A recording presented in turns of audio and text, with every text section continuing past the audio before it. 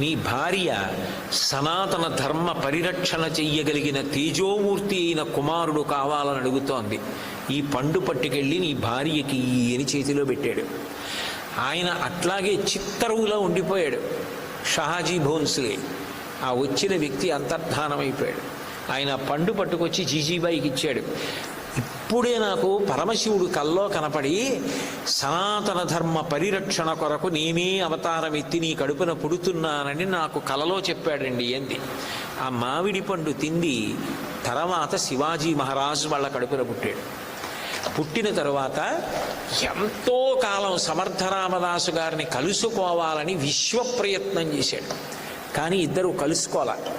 చిట్ట చివరికి శ్రీరామనవమి ఉత్సవాలు జరుగుతూ ఉండగా ఒక రోజున శివాజీ మహారాజ్కి సమర్థరామదాసు గారి దర్శనమైంది.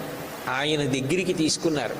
తీసుకుని తదనంతర కాలంలో శివాజీకి సమర్థ రామదాసు గారు చేసినటువంటి మార్గదర్శనం అత్యద్భుతం. నేను కేవలం శివాజీ మహారాజు సమర్థ రామదాసు గారు వాళ్ళిద్దరి యొక్క అనుబంధం గురించి మాట్లాడాలనుకోండి, అది కనీసం 7 రోజులు నేను మాట్లాడాలి.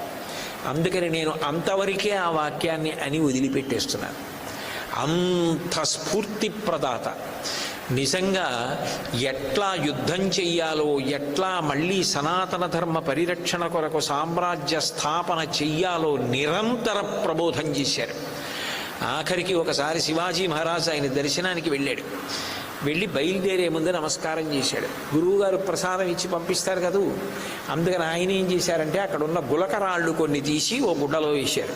కాస్త మట్టి తీసి అందులో వేశారు. ఓ కొబ్బరికాయ తీసి అందులో వేశారు.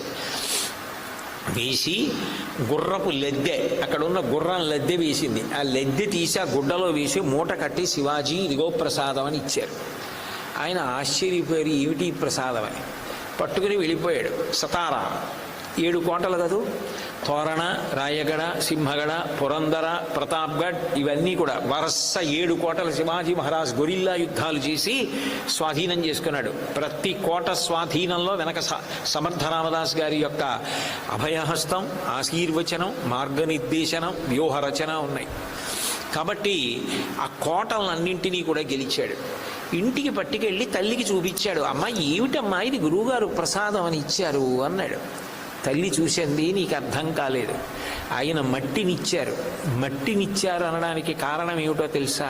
నువ్వు ఈ రాజ్యానికి ప్రభువు కావాలి అని, రాజ్య పరిపాలన చెయ్యాలి. కొబ్బరికాయ ఇచ్చారు. కొబ్బరికాయ పైకి కఠినంగా ఉంటుంది, లోపల తీయ కొబ్బరి ఉంటుంది. రాజు పైకి